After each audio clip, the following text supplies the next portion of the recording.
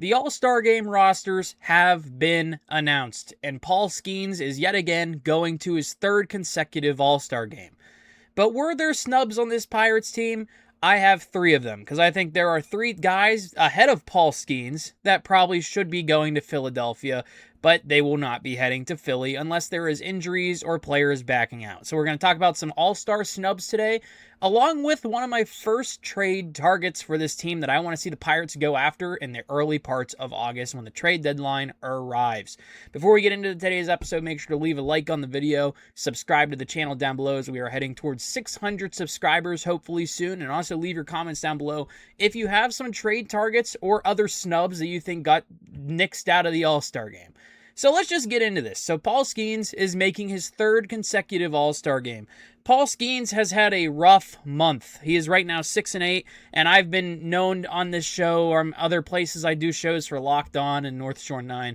I've said multiple times on those websites and YouTube channels that I don't really care about wins and losses for pitchers, but Paul Skeens is 6-8. He's lost 9 consecutive games for the Pirates. He has a 3.62 ERA within 18 starts, and it is skyrocketed. Like, we are not used to a 3.62 ERA from Paul Skeens. His rookie year, 1.96. His 2025 sophomore year where he won the Cy Young, 1.97. Seeing him at a 3.62 ERA, it's one of those moments where you're like, oh, the guy's a human. He's not immortal, and he's not going to be a sub-2 pitcher for his entire career. Even with that, he still is in 97 innings of work, has 119 strikeouts with a whip of 1.01. His whips from his Rookie of the Year and his Cy Young campaigns were only 0.95. It is just above his whip from those previous 2 years. So a 1.01 whip, you can live with it, but you want to see better from Paul Skeens. And one of the things I've been more critical of Paul Skeens during this rough stretch has been his lack of going deeper into games. We've been seeing him go 5 innings, 6 innings, and it's been a kind of a thing for these Pirates starters as of late, seeing starters not be able to get through 6 complete or even touch the 7th inning as much as they did last year. So besides that, Paul Skeens does make the All-Star game. And his analytics on Savant are still okay. There's still a lot of red. Like, his expected ERA is a 2.76, and he's pitching at a 3.62 right now. So you can definitely see some of the defense has kind of nixed him a little bit, but still, 3.62 ERA. He's allowing a lot more home runs than he has recently. Like, his expected batting average is a 2.02 right now. So the metrics still really like Paul Skeens. He still has a 93rd percentile strikeout rate of 30.1. Fastball velo has been a big question. He's at an average of 96.9, which is 86th percentile. We're used to the Paul Skeens that's hitting like the high 90s, or low 100s. We haven't really seen that this year. And I can be like, if he's trying to stay healthy, that's fine. But it's just not working out. And there were like anonymous quotes that it was... trying to think of the writer it was. I can't think at the top of my head, but he works for some Pittsburgh stuff. He's in the Pittsburgh. John Parado. John Parado was on the radio station 93.7 The Fan, and it was like the anonymous quotes from players that he wrote about, basically saying like the stuff isn't there. Like he looks hittable now. And that kind of worries me about Paul Skeens. Couldn't think about John Parado's name right there, because there's a lot of baseball writers in this town that are great writers, and Parado's one of those guys. But seeing that written out, it's like, ooh, this might be some cause for concern here. But Paul Skeens does go to the All-Star game. Am I mad he went to the All-Star game? Kinda, just because I feel like there's another pitcher on this team and 2 hitters on this team that I'd rather see in the All-Star game. And I'm actually thinking Paul Skeens did say he's not expecting to pitch in this All-Star game. So I kind of want to see him if he wants, and I'm not telling him what he should do.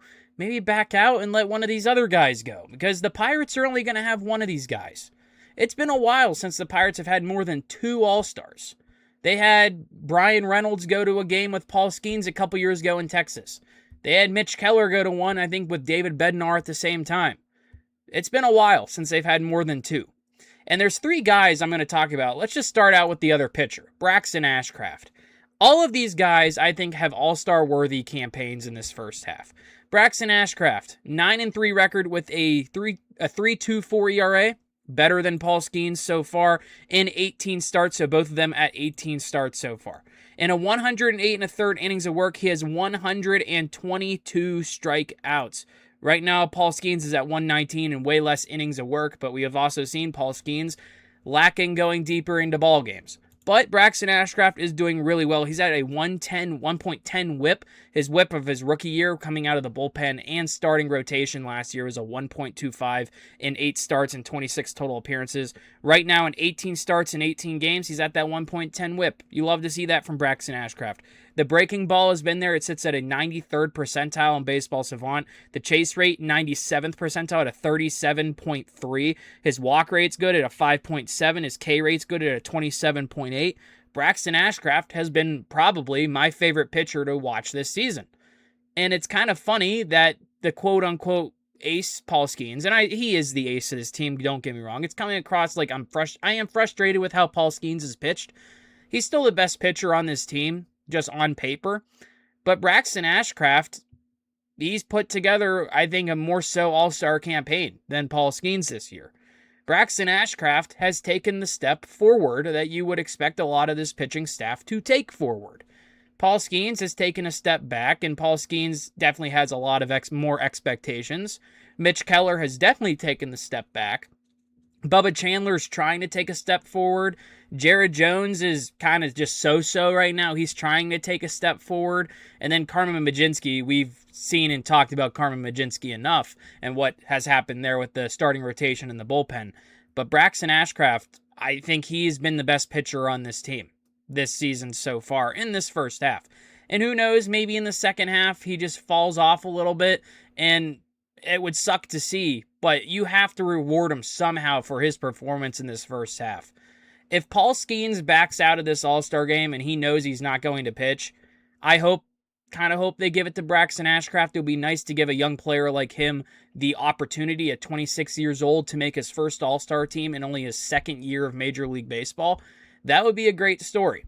But there's 2 other guys that I think could also get a spot from the Pirates, or if another player on another team bows out, like we got to see Vladimir Guerrero Jr. of the Blue Jays just not do it. I think it was Nick Kurtz of the A's is taking his starting job at first base. But let's just go to the obvious. Brandon Lowe, second baseman for the Pirates.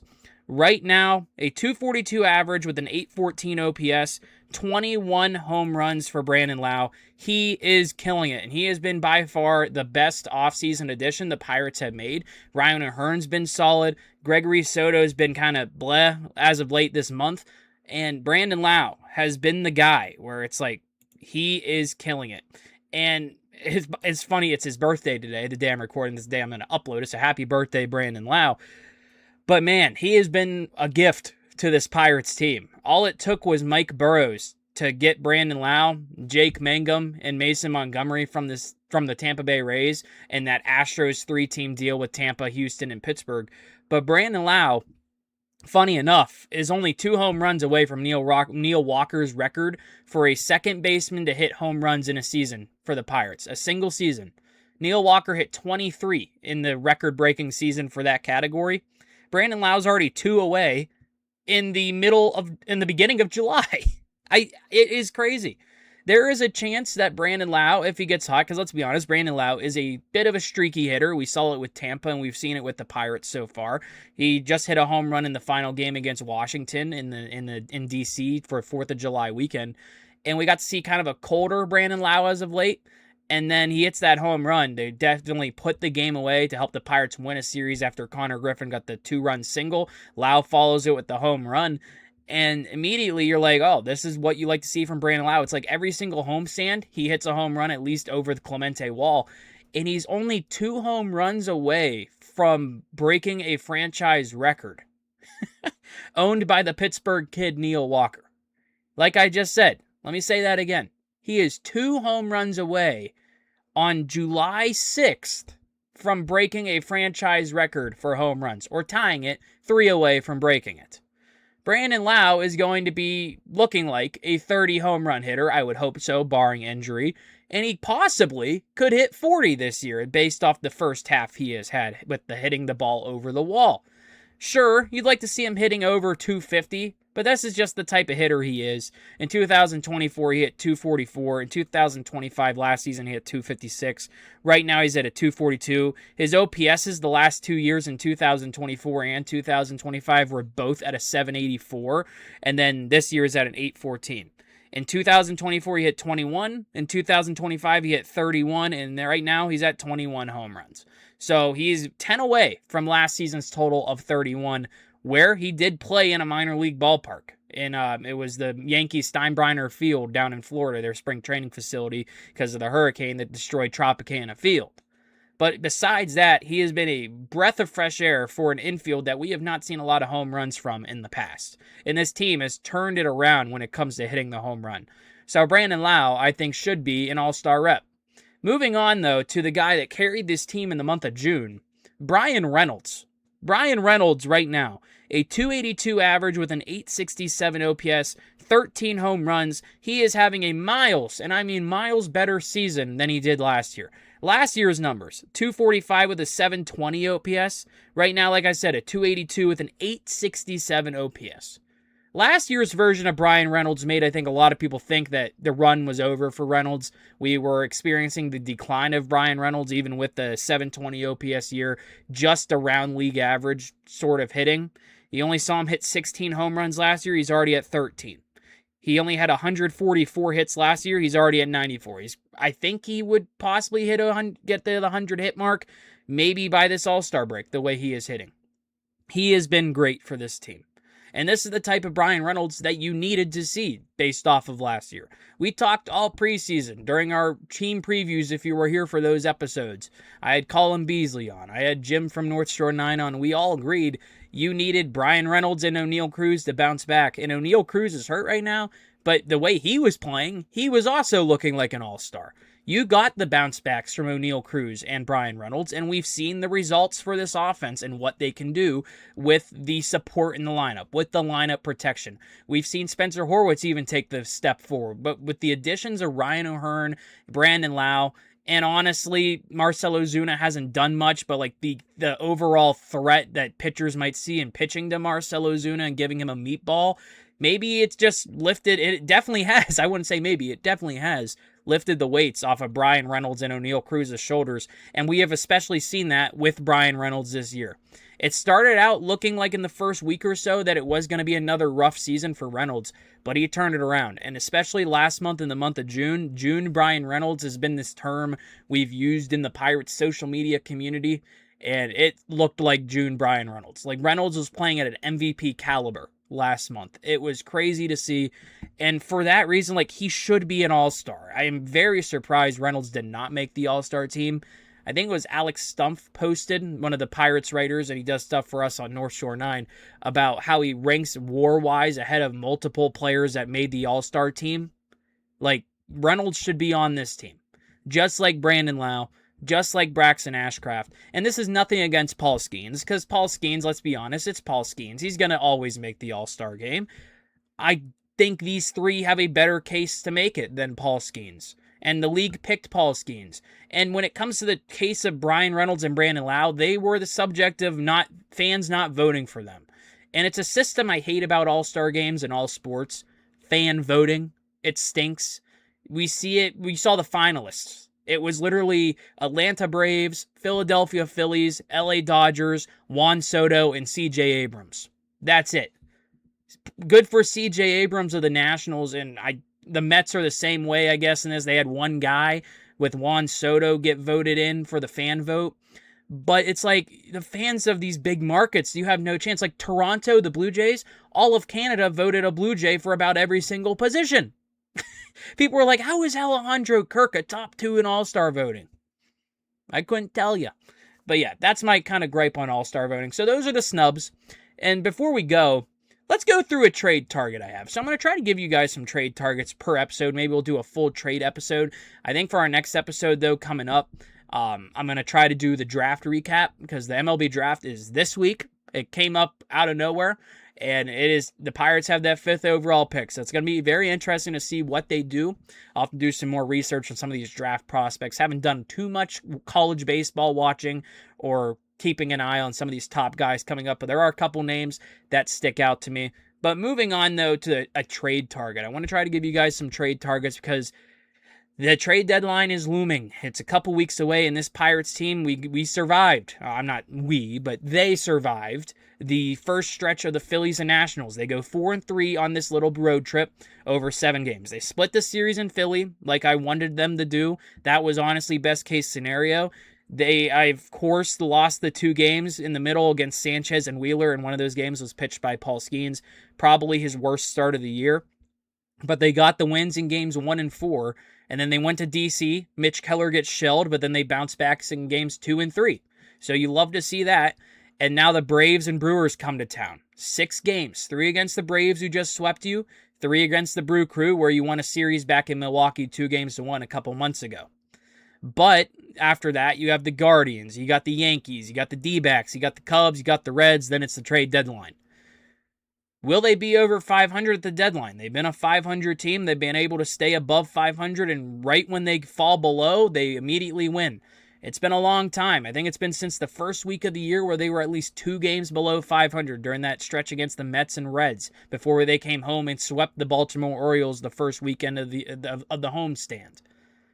But here's a trade target. We've all known this bullpen needs help. I've seen Aroldis Chapman. I've seen Garrett Whitlock. I've seen these pairings with the Red Sox and other teams.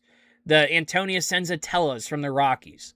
Here's a name that's kind of stuck out to me lately, just hearing some fans talk about it. They were actually talking about it on the radio today. Luke Weaver of the New York Mets, a reliever, formerly a New York Yankee, and right now, so far in 2026, he has a 1.95 ERA in 35 games, 37 innings, 41 strikeouts, a .78 whip. I like it. He is a right-handed reliever, and I think the righties could use some help. We've seen Dennis Santana take a step back. Isaac Matson's taken a step back. We just lost Evan Sisk in the bullpen from the left side, so now your only lefties are Mason Montgomery, who's been so-so, Gregory Soto, who's also been so-so this year, and especially this month. It's been on the bad side. But besides that, you don't really have much on the right-handed side that you trust, and this bullpen is untrustworthy. And adding a guy like Luke Weaver could definitely help this team, I think. And looking at some of his stats over the years, he had a 2.93 last year in 2025. Actually, it was a 2.89 in 2024, a 3.62 ERA in 2025, and right now a 1.95 ERA. His whips the last 2 seasons, in 24 he had a .93, in 2025 he had a 1.02, and right now he has a .78 whip. So Luke Weaver is thriving right now for the Mets. Think he's going to be due $11 million, so even then, you move on from him in the offseason if they don't want to pay that money because he signed that 2-year, $22 million deal with the New York Mets. But here's some of his values on Savant before we go. Pitching run value, 92nd percentile at a 13. That is in the great range. Fastball run value in 89th percentile, just at the great range with an 8. His breaking run value is not his league average, 46th percentile, but his off speed, 95th percentile with a 5, one of the best in baseball. Expected ERA is a 95th percentile at a 2.63, so he's out pitching his expected stats there. His expected batting average is a 93rd percentile at a 193.